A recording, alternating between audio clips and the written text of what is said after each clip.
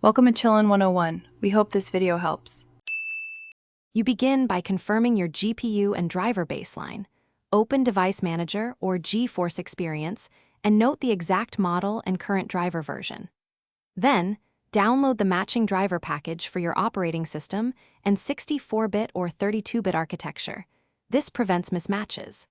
Once downloaded, close games and non-essential apps.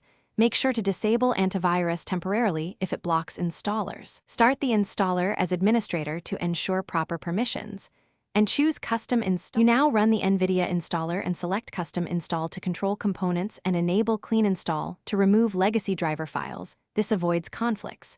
During the process, monitor progress. Do not interrupt power or force shutdown because partial installs can corrupt the driver stack.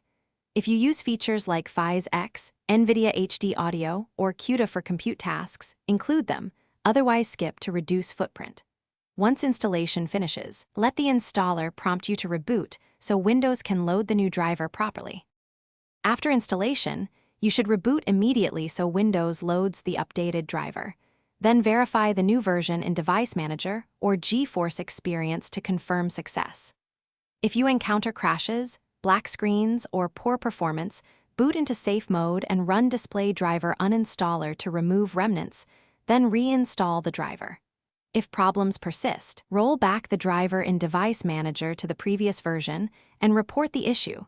Gather logs and simple reproduction steps so you can seek support or try the next WHQL build.